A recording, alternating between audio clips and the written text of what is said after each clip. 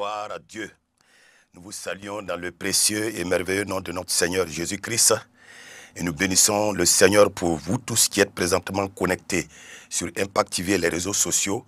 Et pour ce merveilleux temps de ce jour-là, où nous devons nous accorder encore dans la prière, dans ce temps de prions ensemble. Et le thème qui va nous réunir pour ce jour, c'est un thème sur l'évangélisation. Et le titre, c'est « Porter la lumière de l'évangile au monde ». Voilà, c'est vraiment un thème qui nous tient à cœur et nous tenons véritablement en ce jour-là vraiment nous accorder à travers ce thème-là pour qu'ensemble nous voyons vraiment les lignes bouger dans le cadre de l'évangélisation. Je voudrais vraiment bénir le Seigneur pour nos excellents parents spirituels, papa et maman Karambiri, qui nous donnent chaque fois l'occasion de nous tenir sur cette plateforme et de pouvoir nous accorder tous ensemble dans la prière. Alors, porter la lumière de l'évangile au monde. Alors, Marc 16, verset 15 nous dit quoi? C'est Jésus qui, après sa mission sur terre, il s'apprêtait à repartir. Voilà le mot d'ordre qu'il a donné, il a laissé à ses disciples. Marc 16, verset 15, il dit, puis Jésus leur dit, allez par tout le monde et prêchez la bonne nouvelle à toute la création. Donc voici, en réalité, l'instruction, l'ordre qui a été donné par notre Seigneur en fin de mission sur la terre des hommes. Et véritablement, ce mot d'ordre-là, cette instruction-là, ne concernait pas seulement les premiers disciples, mais cela aussi concerne nous tous ici présentement. Tous ceux qui ont reçu Christ Jésus comme Sauveur et Seigneur, tous ceux qui ont goûté vraiment au bonheur du salut, cela leur incombe désormais d'aller par tout le monde et de prêcher la bonne nouvelle à toute la création. Alors, véritablement, c'est vraiment un ordre pour lequel nous ne pouvons pas nous dérober, chers frères et sœurs. Cet ordre-là t'a été donné, cet ordre-là aussi m'a été donné.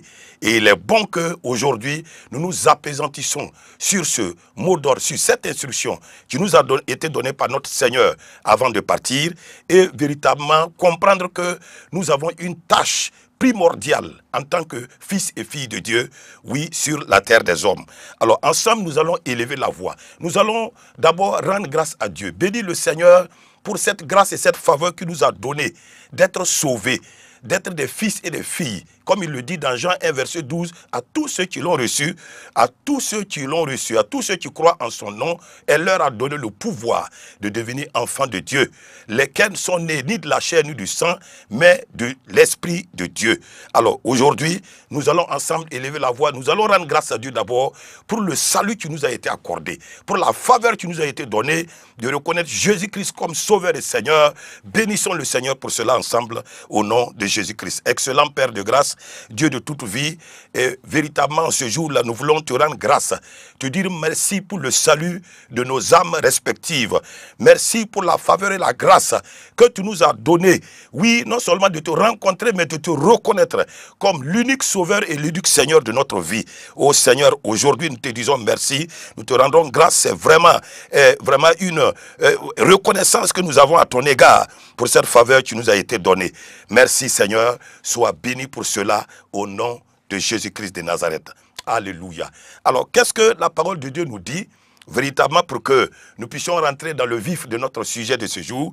La Bible nous dit dans Jean 3, à partir du verset 16, la Bible dit que car Dieu a tant aimé le monde qu'il a donné son Fils unique, oui, afin que quiconque croit en lui ne périsse point, mais qu'il ait la vie éternelle. Donc, l'amour de Dieu le Père l'a conduit à livrer son unique fils qu'il avait, Jésus-Christ, oui, afin qu'il serve de rançon, il serve de sacrifice pour le salut de tous les hommes de la terre. Et ça, c'est véritablement pour montrer comment Dieu a ce plan-là de salut pour tout le monde, sans exception. Et c'est pourquoi il renchérit dans 1 Timothée 2, verset 4, il dit ceci, il dit que Dieu veut que tous les hommes soient sauvés et parviennent à la connaissance de la vérité. Alléluia. Et c'est pourquoi véritablement nous devons comprendre et accepter véritablement ces vœux de notre Seigneur et nous allier dans ce sens-là. C'est pourquoi pourquoi nous allons élever la voix. Nous allons bénir le Seigneur et nous allons prier afin que, oui, quiconque, tous ceux qui ont reçu Jésus-Christ comme Sauveur et Seigneur comprennent que le salut là ne doit pas se limiter à nous seulement, mais le Seigneur, Dieu a voulu ce salut-là pour tous les hommes de la terre. C'est pourquoi il nous dit d'aller partout et de prêcher à toute la création. Il le dit dans Matthieu 28, verset 18, il dit « Allez » et faites de toutes les nations des disciples. Élevons la voix et véritablement demandons au Seigneur, disons au Seigneur de nous accorder cette grâce-là à tout chrétien que nous sommes, où que nous sommes actuellement, de comprendre que véritablement ce salut-là n'est pas limité à nous, mais limité à tout le monde, à tous les hommes de la terre. Élevons nos voix et parlons au nom de Jésus. Excellent Père de grâce, ô Dieu de toute vie, nous te disons merci. Merci parce que tu nous révèles à travers ta parole, comme tu l'as dit dans Jean 3, verset 16 et dans 1 Timothée 2, verset 4. Oui, ton amour a conduit à livrer ton Fils Jésus, afin qu'il serve de rançon et de sacrifice pour le salut de tous les hommes. Père, nous prions afin que tout chrétien prenne conscience de cette réalité, que tout chrétien comprenne qu'il est sauvé pour sauver. Oui, accorde-nous cette grâce et cette faveur-là. Ô Père, sois béni. Merci Seigneur Père de réveiller la conscience, oui, de tous les chrétiens, de réveiller la conscience de tous ceux-là qui ont déjà reçu Christ Jésus comme Sauveur et Seigneur, qu'ils comprennent que le salut ne doit pas se limiter seulement à eux, mais le salut a été proclamé pour tous les hommes de la terre et que c'est nous qui avons reçu premièrement, qui devons être ces instruments-là pour aller vers les autres. Père, merci de ce que, oui, tu permets que cela soit une réalité dans la vie de chaque chrétien, au nom de Jésus-Christ de Nazareth. Alléluia. Oui, c'est important, frères et sœurs. Qu'est-ce que la Bible nous dit? La Bible nous dit dans Jean 10, à partir du verset 10, pour montrer la nécessité pour nous qui sommes chrétiens aujourd'hui, d'aller à l'œuvre de l'évangélisation, d'aller à l'œuvre de la moisson. La parole de Dieu nous dit dans Jean 10, à partir du verset 10, il dit que le voleur ne vient que pour dérober, égorger et détruire. Ah, il dit, mais moi, Jésus, je suis venu afin que les brebis aient la vie et qu'elles soient dans l'abondance. Donc, nous comprenons déjà que le plan de l'ennemi est clair. Le plan du diable est clair. Oui, nous savons que ce qu'il recherche, c'est d'égorger, c'est de voler, c'est de détruire. Donc, voici en réalité le cahier de charge de notre ennemi commun, qu'est le diable. Mais d'un autre côté, Jésus nous rassure que lui, il est venu afin que les brebis aient la vie et qu'elles soient dans l'abondance. Mais cela ne peut que se réaliser que par toi et par moi. C'est par toi et par moi que les brebis auront la vie et que les brebis seront dans l'abondance.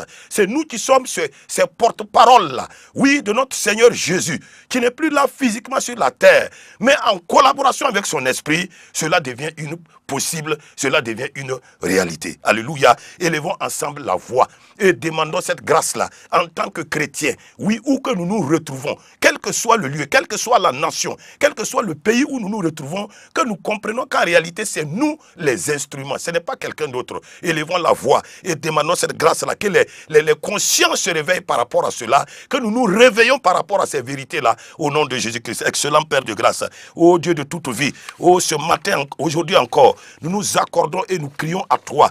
Nous te demandons, Seigneur, partout où se trouve un de tes fils ou une de tes filles, que toi-même tu parles, que toi-même tu réveilles notre conscience. Oui, tu nous réveilles, oui, dans l'œuvre de l'évangélisation, que nous puissions comprendre que nous avons un ennemi commun qui est là pour faucher tous les jours, qui est là pour conduire, oui, beaucoup en enfer. Que nous nous réveillons par rapport à cela et que véritablement nous allons à cette œuvre d'évangélisation et résolument, Seigneur. Merci, Seigneur, pour ta grâce. Sois béni et sois célébré, sois loué, sois exalté. Merci parce que tu nous donnes, non seulement tu réveilles notre conscience, mais tu nous accordes véritablement cette capacité-là de pouvoir véritablement y aller. Oui, d'aller vers nos semblables. Oui, Seigneur, d'aller vers les autres hommes, les femmes, les jeunes, partout où ils se retrouvent. Que nous puissions, Seigneur, les prêcher ta parole comme il se doit, afin qu'eux aussi, ils goûtent au bonheur du salut. Merci, Seigneur, pour ta grâce. Nous avons prié et nous sommes exaucés au nom de Jésus-Christ de Nazareth. Alléluia. C'est très important, frères et sœurs. Jésus lui-même l'a dit. Il dit que comme le Père l'a envoyé, lui nous envoie. Donc il faut que nous comprenions qu'en réalité, tout chrétien est un envoyé de Dieu. Tout chrétien. Tout chrétien est un envoyé de Dieu. Et l'envoi là, c'est pour aller quoi faire? C'est pour aller faire des nations, des disciples. C'est pour aller faire de ses semblables, oui, des chrétiens aussi. C'est pour aller faire de ses semblables, des hommes et des femmes qui ont entendu, qui reçoivent, qui croient et qui acceptent le salut de Christ. Alléluia. Cette fois-ci, nous allons nous accorder dans la prière. Une chose est que nous soyons disposés à aller vraiment pour cette œuvre. La moisson est résolument. Mais une autre chose aussi, n'oublions pas notre ennemi commun qui est de côté et qui peut d'une manière ou d'une autre ériger des barrières et des obstacles. Oui, mais c'est pourquoi nous allons nous accorder dans la prière. La Bible nous dit dans 2 Timothée 4, verset 2, malgré les obstacles et les embûches qui peuvent se présenter, la parole de Dieu nous dit ceci. Il dit, prêche la parole. Alléluia. Prêche la parole. Insiste en toute occasion, favorable ou non, reprend, censure, exhorte avec toute douceur et avec toute douceur en instruisant. Ah, ça c'est important. Donc voici ce que l'apôtre Paul a dit à son fils Timothée. Par moment, il viendra où tu vas sentir de la résistance. Tu vas sentir que véritablement, il y a une opposition qui se présente à toi. Mais malgré tout ça, Timothée, prêche la parole. Insiste en toute occasion favorable ou non. Il y aura des moments où les situations, les circonstances ne vont pas s'y prêter. Il y aura des moments défavorables. Mais prêche la parole. Prêche la parole en toute occasion favorable ou non. Alléluia. Et dans Matthieu 24, verset 14, qu'est-ce que la Bible nous dit? Matthieu 24, verset 14, la Bible nous dit ceci. Il dit, cette bonne nouvelle du royaume, alléluia, sera prêchée à tout le monde entier pour servir de témoignage à toutes les nations. Alors viendra la fin. Alléluia. Cette bonne nouvelle, alléluia, du royaume sera prêchée à toute la création, à toutes les nations, et alors viendra la fin. Alléluia. C'est pourquoi nous allons nous accorder dans la prière, afin que, oui, véritablement, tout obstacle qui voudrait se présenter, que malgré ces obstacles-là, oui, nous puissions avancer et que, véritablement, nous puissions prendre autorité, nous puissions avoir de l'autorité sur toute forme d'obstacle qui pourrait se présenter à nous, tout en progressant dans la prédication de l'évangile. Prions pour cela. Excellent Père de grâce, ô Dieu de toute vie, nous savons que les obstacles à l'évangile sont nombreux. Nous savons que, Seigneur, les barrières à l'évangile sont nombreuses. Mais aujourd'hui, nous nous tenons ici et nous disons, oui, au nom de Jésus-Christ, quelle que soit la forme de l'obstacle, quelle que soit la forme de la barrière, nous disons qu'au nom de Jésus-Christ, ces obstacles-là sont abattus. Ces barrières-là sont abattues. Ils peuvent être des obstacles spirituels, des obstacles moraux, des obstacles physiques,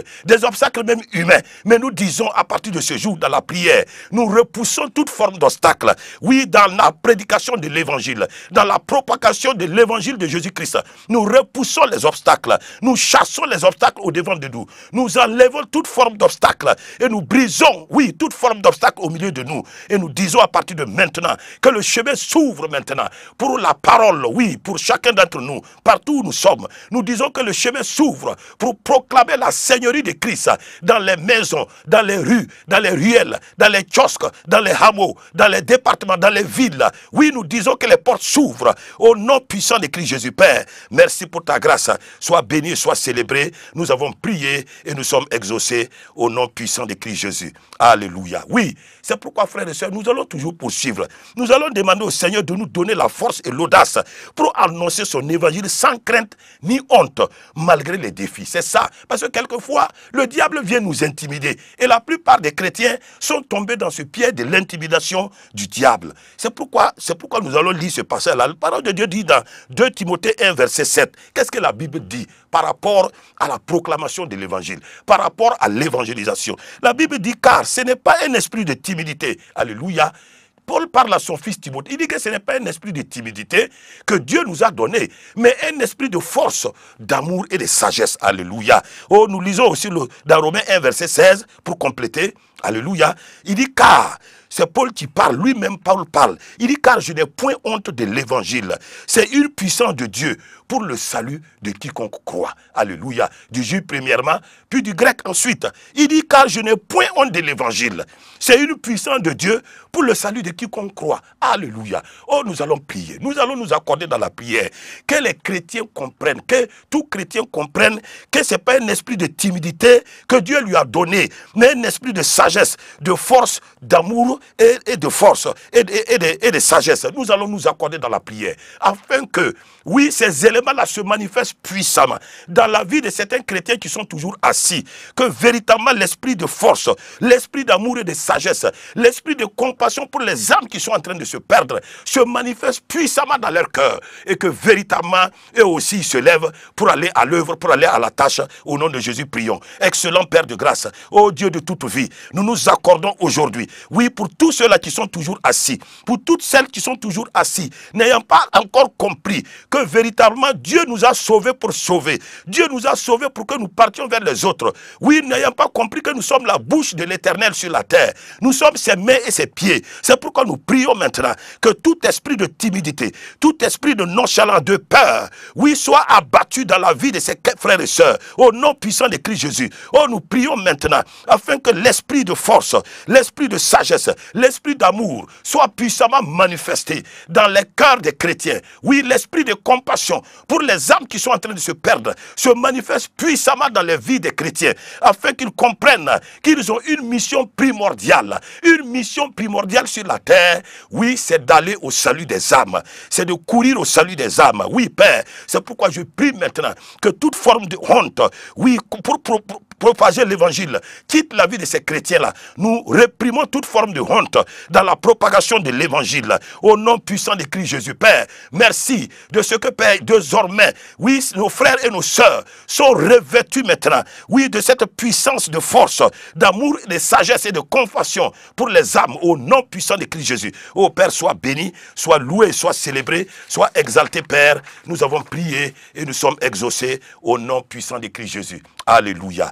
Oui, frères et sœurs, c'est vraiment important. Nous poursuivons toujours dans la prière. Et nous allons prier maintenant, frères et sœurs, pour un renouvellement permanent de son onction sur nous. Oui, pour annoncer, oui, sa parole avec assurance. C'est important. Ce n'est pas une œuvre humaine. Non. Proclamer l'évangile de Jésus-Christ n'est pas une œuvre humaine, mais c'est une œuvre divine. Et pour toute œuvre divine, nous avons besoin réellement de la présence, nous avons besoin de l'onction de Dieu pour accomplir et réussir cette œuvre-là. Qu'est-ce que la parole de Dieu nous dit? Dans Acte 4, verset 29, Acte 4, verset 29, la parole de Dieu nous dit ceci: et maintenant, Seigneur, vois leurs menaces, alléluia, et donne à tes serviteurs d'annoncer ta parole avec une pleine assurance, alléluia. Et au verset 31 de ce même chapitre 4 de Actes là, il est dit: quand ils eurent prié, alléluia, oui, quand ils eurent prié, le lieu où ils étaient, alléluia, trembla. Et ils furent tous remplis du Saint-Esprit et ils annonçaient la parole de Dieu avec assurance. Alléluia. Oui, c'est important, frères et sœurs. Nous avons besoin encore d'un renouvellement. Nous avons besoin que tous ceux-là qui vont à la tâche, tous ceux-là qui vont à l'œuvre de la moisson, nous allons prier pour leur renouvellement permanent. Leur renouvellement permanent d'onction. Que l'onction se renouvelle permanemment dans leur vie. Afin que il ne manque jamais de courage et d'assurance pour affronter toute forme de défis qui se présenteront à eux sur le terrain. Oui, parce que quand on est revêtu de la puissance du Saint-Esprit, alléluia, on n'a plus peur, on avance avec assurance, sachant qu'on n'est pas seul, oui, dans ce ministère, sachant qu'on n'est pas seul dans cette œuvre d'évangélisation, mais nous avons avec nous le plus grand, alléluia, car il est dit, celui qui est en nous, il est plus grand que celui qui est dans le monde. Oui, nous prions pour cela, un renouvellement permanent de son onction dans nos vies en tant que des évangélistes au nom de Jésus-Christ. Excellent Père de grâce, ô Dieu de toute vie, nous nous accordons ce jour-là et nous prions maintenant afin que Seigneur, dans ta grâce, tu étends ta puissante main, que Seigneur Père, tes fils et tes filles qui ont décidé d'aller sur le terrain de la moisson, oui, que Seigneur, l'onction, oui, leur soit permanemment renouvelée, l'onction du Saint-Esprit leur soit permanemment renouvelée, afin que toute forme de peur, de découragement, oui, d'abattement, oui, quitte leur vie, et que Seigneur, il soit animé d'un tel courage, d'une telle assurance, oui, pour aller à l'œuvre de la moisson, partout où ils iront, que l'assurance les accompagne, le courage les accompagne, au nom puissant de Christ Jésus. Père, sois béni, sois célébré, merci pour ta grâce, sois béni, sois exalté, nous avons prié, nous sommes exaltés, exaucés, au nom de Jésus-Christ, amen. Oui, frères et sœurs, c'est important. Une chose est d'aller, mais une chose est d'aller avec sagesse et discernement pour pouvoir évangéliser efficacement. Et ça, c'est quelque chose de très important. Oui, frères et sœurs, beaucoup, quelquefois, nous y allons véritablement comme si on allait, véritablement on allait au marché. Non. L'œuvre d'évangélisation, non seulement elle est très importante, mais elle est aussi délicate. Parce que nous allons dans un champ adverse. Nous allons dans un lieu adverse où véritablement, comme la parole de Dieu dit, on ne peut pas entrer dans la maison d'un homme fort, piller ses biens, sans avoir au préalable lié cet homme fort. Donc, nous avons besoin de discernement et de sagesse. C'est pourquoi nous allons prier. Sur la base de Colossiens 4, versets 5 et 6, il dit, conduisez-vous avec sagesse envers ceux du dehors et rachetez le temps, car que votre parole soit toujours accompagnée de grâce, assaisonnée de sel, afin que vous sachiez comment il faut répondre à chacun. Ah, ça c'est important. Les personnes que nous rencontrons ne sont pas les mêmes. Alléluia. Que ce soit homme ou femme, jeune ou vieux, les personnes que nous rencontrons ne sont pas les mêmes. Et c'est pourquoi nous avons besoin de discernement et de sagesse à chaque rencontre. Pour parler de Jésus-Christ à quelqu'un, nous avons besoin de sagesse et de discernement. C'est pourquoi nous élevons ensemble la voix et nous demandons cette faveur. Nous demandons cette grâce-là, que cela soit accordé à tous les évangélistes, à tous les moissonneurs que nous sommes, afin que sur le terrain, véritablement, l'esprit de discernement et de sagesse nous soit véritablement pourvu, afin que réellement nous soyons encore plus efficaces dans l'œuvre de la moisson au nom de Jésus. Prions, excellent Père de grâce, ô Dieu de toute vie, nous prions maintenant pour tous les moissonneurs, afin que Seigneur, l'esprit de sagesse et de discernement leur soit communiqué, que cela soit véritablement développé en chacun d'eux, et que réellement, face à qui que ce soit, il trouve les mots justes, il trouve la parole juste, oui, les mots justes, la parole juste, pour véritablement nous communiquer cette parole-là. Ô Père, sois béni. Merci Seigneur, reçois toute la gloire. Merci parce que tu ne permettras pas qu'un de tes enfants aille sur le terrain, manquant de sagesse, manquant de discernement. Mais Seigneur Père, tu permettras que chacun d'entre eux, oui, puisse parler convenablement, afin que partout où ils iront, ô Seigneur, on puisse voir Christ en chacun d'entre eux. Ô Père, sois béni, sois loué, sois célébré, Père. Merci pour tes faveurs et tes grâces. Nous avons prié et nous sommes exaucés au nom puissant de Christ Jésus. Alléluia, alléluia. Oui, nous allons maintenant prier, puisque c'est comme si nous nous sommes apprêtés, nous voulons maintenant aller, nous allons prier pour ceux-là qui n'ont pas encore reçu l'évangile de Jésus-Christ. Oui, nous allons intercéder pour eux, afin que, oui, pour ceux qui n'ont pas encore entendu et accepté l'évangile, en demandant à Dieu de préparer leur cœur. Ah oui, c'est important. Une chose est d'être prêt soi-même pour aller sur le terrain, mais une autre chose est que les cœurs sur le terrain soient apprêtés pour recevoir la semence de vie, pour recevoir la semence du salut, pour recevoir la semence de guérison, pour recevoir la semence de délivrance.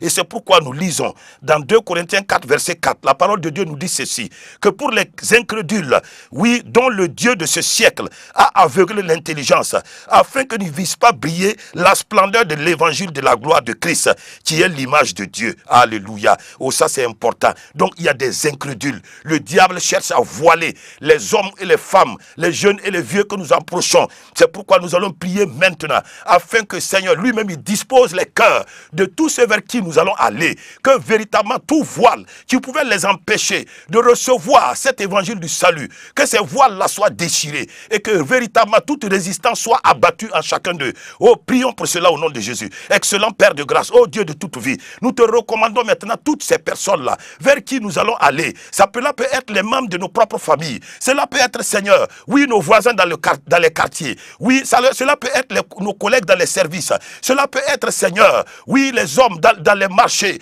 Partout où nous allons aller, dans les villes et les villages.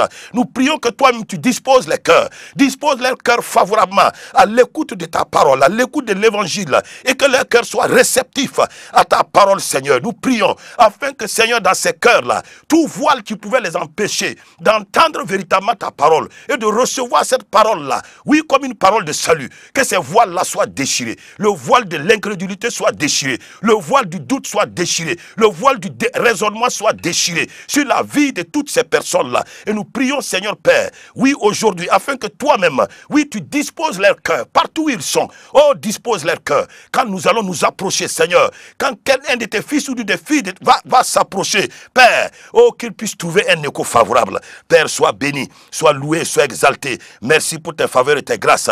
Seigneur, merci. merci. Nous avons prié et nous sommes exaucés au nom puissant de Christ Jésus. Alléluia. Oui, nous prions. Nous prions afin que lui-même, il nous donne. Une chose aussi est d'aller. Mais Dieu nous dit, un chasse 1000, mais 2 chasse 10 000. Oh, nous voulons aller vraiment dans un esprit de cohésion. Nous voulons aller vraiment dans un esprit d'unité. Car c'est dans l'unité que le Seigneur opère. C'est dans l'unité que le Saint-Esprit travaille. Seigneur, merci. Nous allons prier pour cela, pour l'unité. Excellent Père de grâce, ô Dieu de toute vie. Merci Seigneur. Merci pour ta grâce.